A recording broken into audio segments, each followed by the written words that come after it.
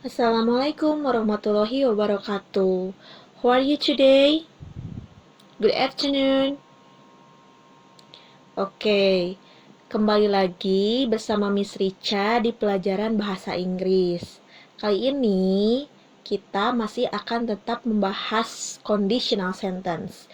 Cuma bedanya adalah kemarin kita tergantung pada rumus dan sekarang adalah tergantung pada kalimat apa sih yang akan kita pakai selanjutnya setelah if clause.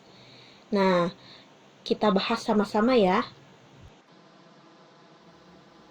Nah, sebelum Miss Richa melanjutkan pattern dari if clause, Miss Richa akan mengulang kembali agar kamu lebih paham penggunaan dari conditional sentence. Ingat, conditional sentence atau kalimat pengandaian itu terdiri dari dua kalimat. Yang pertama adalah independent clause dan yang kedua adalah dependent clause. Nah, apa sih bedanya dependent dan independent? Dependent itu adalah klausa yang tidak bisa berdiri sendiri atau kalimat yang tidak bisa sempurna jika hanya dia saja. Jadi, dependent clause itu mereka bergantung pada independent clause atau kalimat selanjutnya. Karena jika tanpa bantuan independent clause, kalimat dependent clause itu tidak mempunyai makna atau arti yang sempurna. Contoh misalkan, jika hujan turun tanpa ada bantuan dari independent clause, maka kalimat itu tidak akan sempurna artinya. Sekarang independent ya adalah kalimat atau kata yang bisa berdiri sendiri. Kebalikannya dari dependent. Jadi, tanpa dibantu dengan kalimat dependent clause, sebenarnya independent clause sudah bisa membuat kalimat sempurna tanpa bantuan dari dependent clause. Itu bedanya. Jadi, kalau ingin tetap mengingat, contohnya seperti ini saja. Independent, dia bisa sendiri atau single. Nah, yang dependent, dia nggak bisa jomblo atau dia tidak bisa sendirian. Gitu sih perbedaannya. Maka, ketika if ditambah dependent clause, lalu ditambah dengan independent clause, barulah menjadi kalimat conditional sentence atau kalimat pengandaian. Mari kita coba untuk mengenal if clause atau kalimat conditional sentence dalam bentuk lain.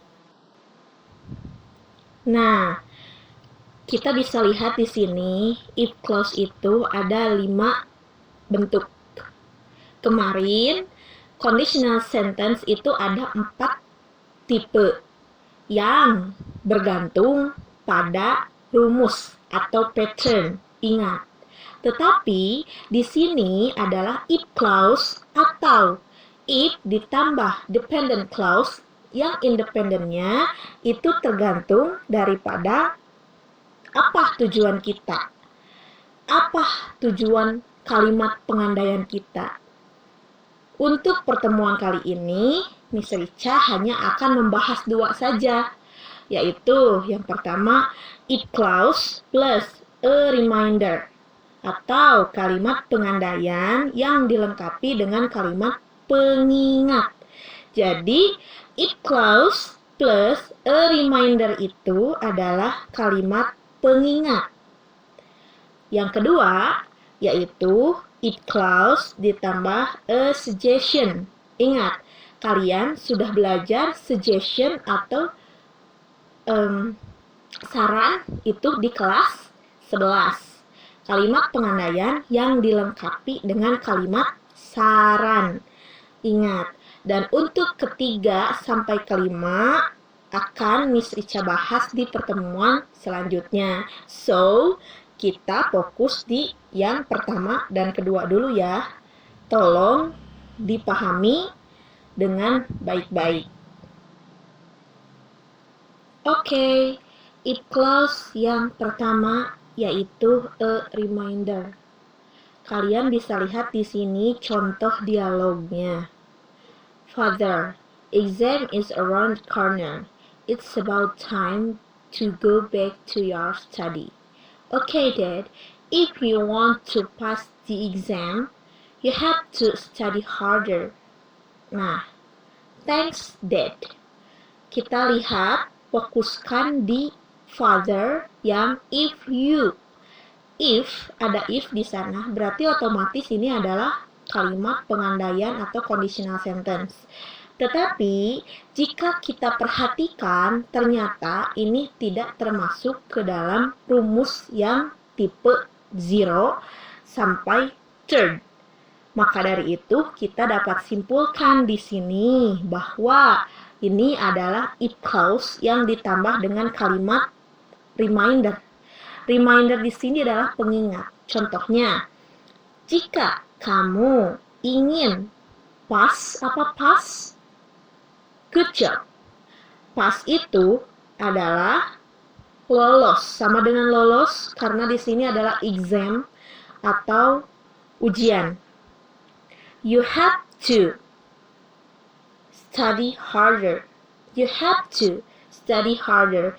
Kamu have to di sana adalah harus. Good job, bukan mempunyai ya.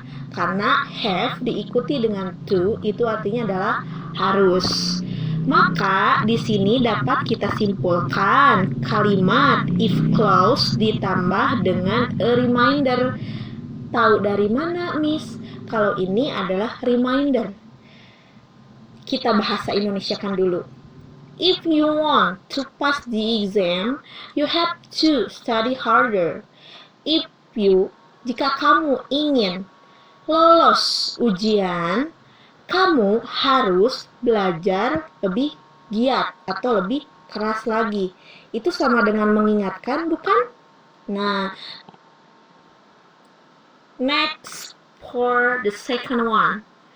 Kalian bisa lihat di sini if clause ditambah suggestion. Kita perhatikan dialognya. Where can I get inexpensive, good quality shoes? If you want a good price, why don't you go to the factory outlet? Apakah kalian bisa membedakan di dialog itu mana sih yang termasuk dari kalimat conditional sentence? Good job. Yang jelas, cirinya pasti ada if di sana. Kita fokus di if you want a good price, why don't you go to the factory outlet? Yang kalimat pertama, if you want a good price, jika kamu ingin mendapatkan harga yang murah, katanya. Why don't you? Nah, dari why sampai ke kalimat akhir itu adalah suggestion. Jadi sebenarnya ini dua kalimat yang disatukan menjadi satu kalimat yang paling sempurna. Contohnya misalkan, kalau kamu hanya menggunakan why don't you go to the factory outlet saja, itu bisa saja mempunyai makna. Tetapi jika kamu hanya memakai if you want a good price tanpa ada kalimat bantuan lainnya, itu tidak akan menjadi kalimat sempurna. Maka dari itu si if clause di sini dia sangat membutuhkan bantuan. Kalimat entah itu berbentuk pengingat atau saran dan 3 bentuk lainnya yang nanti akan Miss Richa bahas di pertemuan selanjutnya. Ingat, 2 kalimat yang disatukan. Yang pertama adalah if, itu sudah pasti di depan. Yang kedua adalah kalimat yang tidak bisa berdiri sendiri. Dan selanjutnya diikuti dengan kalimat untuk menyempurnakan kalimat sebelumnya. Barulah bisa dikatakan itu adalah conditional sentence atau conditional sentence berbentuk if clause plus bla bla bla bla, tergantung daripada kebutuhan kita untuk menyampaikan suatu kalimat pengandaian tersebut, gitu ya. Ingat,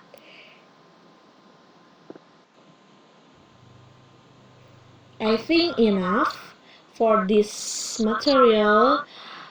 Terima kasih untuk pertemuan kali ini.